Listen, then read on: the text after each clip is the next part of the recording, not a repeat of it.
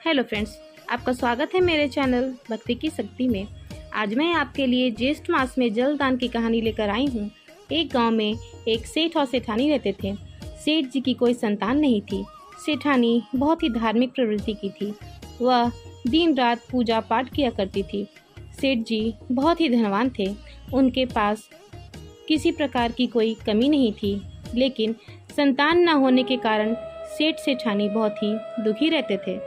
सेठ जी के घर पर कई सालों से एक नौकर काम करता था। सेठ सेठानी उस पर बहुत विश्वास भी करते थे। एक दिन की बात है, सेठ सेठानी बहुत दुखी थे। तब वह नौकर सेठ जी के पास आया और बोला, सेठ जी, आप संतान न होने के कारण बहुत दुखी हैं। मुझसे आपका यह दुख देखा नहीं जाता। मैं एक संत महात्मा को जानता हूँ। वे बहुत ज्ञानी हैं। वो संत आपकी समस्या का हल जरूर निकाल देंगे। आप अगर कहें तो मैं उनको यहाँ लेकर आऊँ। तब सेठ जी बोले, मैं तो बहुत निराश हो चुका हूँ। लगता है हमारे भाग्य में संतान सुख है ही नहीं। लेकिन फिर भी अगर तुम्हें लगता है कि वो संत हमारी समस्या का समाधान करेंगे और तुम्हें उन पर विश्वास है, तो तुम उन्हें जरूर लेकर आओ।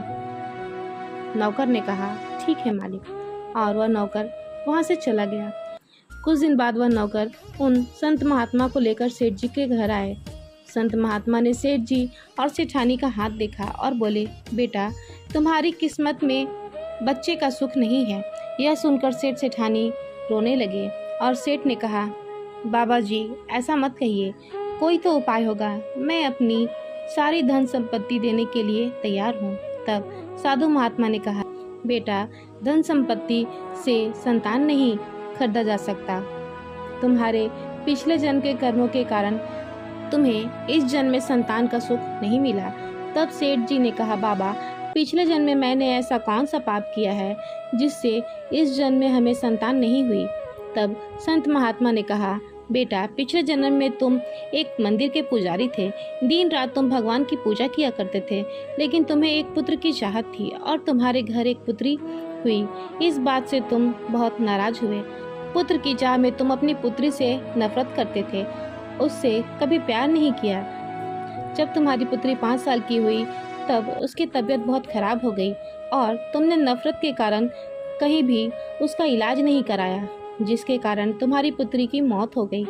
दिन रात भगवान की पूजा करने के कारण तुम्हें दौलत तो मिल गई, लेकिन पुत्र की चाह में तुम्हें कन्या की हत्या का दोष लग गया, जिस कारण इस जन्म में तुम्हारी कोई संतान नहीं है। यह सुनकर सेठ सेठानी को बहुत पश्चाताप हुआ और सेठ सेठानी बाबा के चरणों में गिर गए और बोले, हे बाबा, आप तो बहुत ज्ञानी हैं। कृपा करके इस पाप से बचने का कोई उपाय बताइए और हमें संतान सुख न मिले तो कोई बात नहीं, लेकिन हम कन्या हत्या के पाप के साथ जीवित नहीं रह सकते। तब साधु महात्मा ने कहा, एक उपाय है। पूरी ज्येष्ठ मास में प्रातः काल अपने घर से पैदल गंगा तट पर जाकर गंगा स्नान करो और वहीं बैठकर शुद्ध जल का दान करें और प्यासे को पानी पिलाओ, तो तुम्हें इस पाप से मुक्ति मिल जाएगी।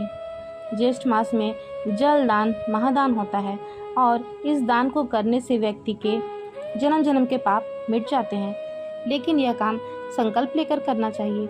अगर बीच में यह काम करना छोड़ दिया तो तुम पाप के भागीदार बनोगे। साधु महात्मा की बात मानकर सेठ सेठानी ने पूरे जेठ मास में गंगा स्नान किया तथा जल दान किया, जिसके प्रभाव से सेठ सेठानी के सारे पाप नष्ट हो गए। जेठ मास में गंगा स्नान और जल के दान करने के पुण्य से सेठ जी के घर 1 साल बाद एक कन्या ने जन्म लिया। सेठ सेठानी बहुत खुश हुए और अपनी कन्या के साथ खुशी खुशी रहने लगे। इसी प्रकार जेठ मास में जो कोई भी गंगा स्नान करता है, जल का दान करता है, उसके जाने अनजाने में हुए सभी पाप नष्ट हो जाते हैं। जय हो भगवान विष्णु की। इस वीडियो में इतना ही। अगर आपको मेरी वीडियो अच्छी लगी हो तो मेरे वीडियो को लाइक करें और ज़्यादा से ज़्यादा शेयर करें और मेरे चैनल को सब्सक्राइब करना न भूलें। वीडियो में अंत तक बने रहने के लिए आपका धन्यवाद।